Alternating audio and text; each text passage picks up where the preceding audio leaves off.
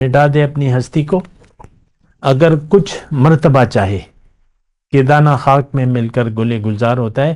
یہ بیت جو ہے یہ اپنے آپ کو مٹانا ہے، اپنی مرضی کو فنا کرنا ہے. میری مرضی نہیں ہے آقا، تیری مرضی ہے. تو جو چاہتا ہے میں وہی کروں گا. اللہ اکبر اللہ اکبر اللہ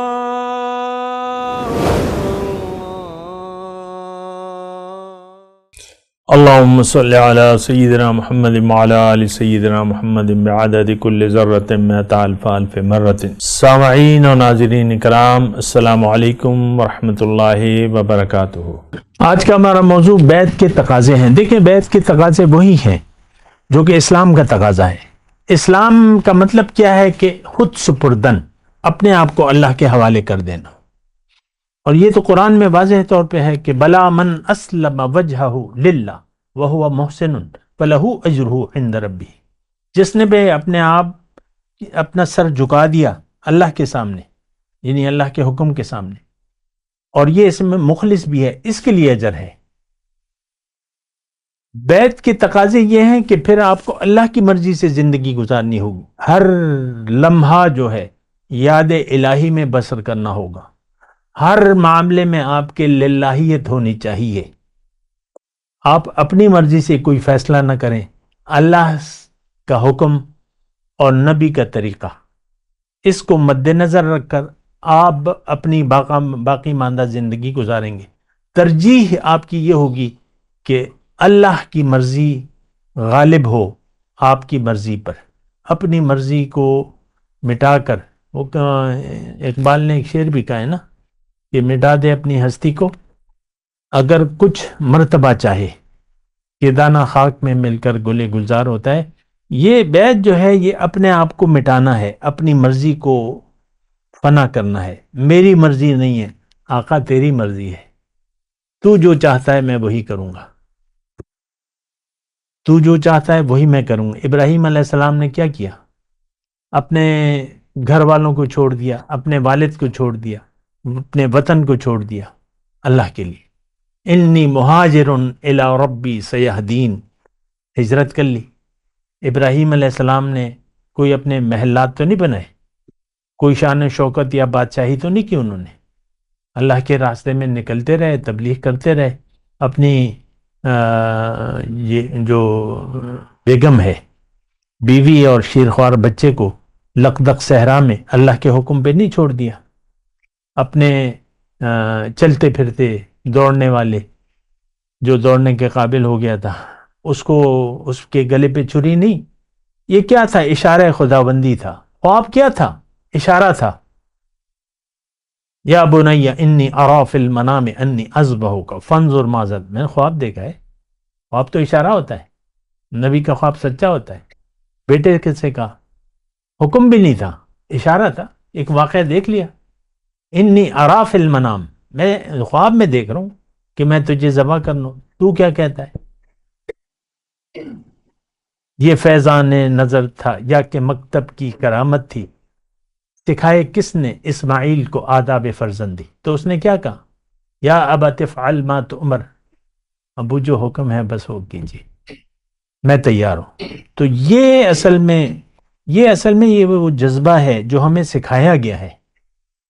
حکم ہے کہ فاتبعوا ملت ابراہیم حنیفہ، تم ملت ابراہیم کی پیروی کرو جو یکسو تھے. ابراہیم علیہ السلام وَلَكُمْ، یعنی اللہ تعالیٰ نے یہ بھی فرمایا کہ تمہارے لیے ابراہیم کی زندگی میں ایک اچھا نمونہ ہے. ہمیں فرمایا رسول کی زندگی میں نمونہ ہے، لیکن ابراہیم کی زندگی میں بھی ایک نمونہ ہے. کیونکہ وہ حالات جو ہے، چلیں ہجرت تو حضور صلی اللہ علیہ وسلم نے بھی کی، لیکن بعض واقعات تو ابراہیم علیہ السلام کے ساتھ خاص ہیں. تو یہ دیکھیں، بیت کے تقاضا یہ ہے کہ آپ کو ختم کر دیں، اپنی خواہش کو رب کے حکم کے سامنے سر جھکا دیں اور کہیں کہ تو ہی تو. اپنی نفی، اللہ کا اثبات. یہی لا الہ الا اللہ محمد رسول اللہ کا مطلب یہ ہے کہ زندگی میں نے محمد صلی اللہ علیہ وسلم کے طریقے کے مطابق گزارنی ہے. تو یہ دراصل یہی دیکھیں، یہی ایک طریقہ کار ہے بیعت کا. اس سے آپ کا کیا ہوگا؟ تزکیہ نفس ہوگا. تزکیہ کیسے ہوگا؟ اپنی خواہش چھوڑیں، اللہ کی مرضی لے لیں. مال کو قربان کریں، اللہ کی راہ میں جان کو قربان کریں. جو بھی کھپانا ہے کھپائیں اللہ کے حکم کے لیے، اللہ کے دین کے لیے. تو اس سے آپ کا کیا ہوگا؟ قد افلح من تزکا، آپ کا تزکیہ ہوگا. ظاہر ہے کہ ایک امام کو، ایک رہنما آپ کا ہو، اور آپ منزل اللہ ہو اور اللہ کے راستے پر آپ چل رہے ہوں، تو آپ کا تزکیہ نفس شروع ہو جاتا ہے. پھر ایک فیض کی بھی بات ہوتی ہے، نظر کی بھی بات ہوتی ہے، صحبت کی بھی بات ہوتی ہے. یہ تمام چیزیں آپ کو میسر آئیں گی. اس امام کی صحبت میں بیٹھ کے آپ کو نظر بھی ملے گی، آپ کو روشنی بھی ملے گی، آپ کو ایمان کی حرارت بھی ملے گی، آپ کا یقین اور زیادہ ہوگا. کیوں کہ آپ جتنا بھی خلوص دل سے اللہ کے راستے پر چلیں گے، سفر کریں گے اور زندگی گزاریں گے، آپ کے یقین میں اضافہ ہوتا رہے گا، آپ کے نور میں اضافہ ہوتا رہے گا. تاریکی سے اللہ تعالیٰ آپ کو نکال کر روشنی کی طرف لے جائے گا. قرآن میں لکھا ہے اللہ ولی الذین آمنوا یخرجہم من الظلمات الی النور، میں مومنوں کا دوست ہوں، ان کو تاریکیوں سے روشنی کی طرف لے جاتا ہوں. دیکھیں، بھلائی ہی بھلائی ہے، اور اس دنیا میں آغاز ہے بھلائی کا. یہ تو قرآن میں لکھا ہے للذین احسنوا فی ہذہ الدنیا حسنہ، جو نیکوکار ہیں ان کے لیے اس دنیا بھی بھلائی ہے. تو بھلائی کی تو میں نے آپ کو بات کر دی کہ جزوی طور پہ آپ کو دنیا میں جنت مل جائے گی. کی تفصیلات ہیں، بتاتا بھی رہتا ہوں. اور ابھی تو تقاضا یہ ہے کہ آپ اپنی انا کو چھوڑ کے اللہ کی مرضی کو اپنا لیں. یہ تقاضا ہے، اپنی مرضی کو چھوڑ دیں، سب خواہشات کو ختم کر دیں، تمام مزوں کو نظر انداز کر دیں. ایک جو تڑپ ہے اور اس میں آپ زندگی گزاریں، اور یقیناً یہ تڑپ ایسی ہے جو دل کو سکون دیتی ہے. محبوب کی ملاقات کی تمنا میں آپ زندگی گزاریں. وہ مولانا روم کا ایک شعر ہے نا کہ من نخا ہم مالو جاہو تم تراق، میں مال جاہ اور تم تراق نہیں چاہتا.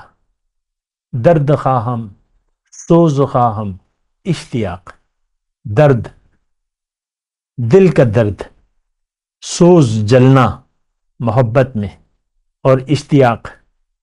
کیونکہ دیکھیں جو ملنے کا وعدہ ہے اس کی جو بڑائی ہے، جو بھی ہے اس کا اس وقت ہم تصور بھی نہیں کر سکتے.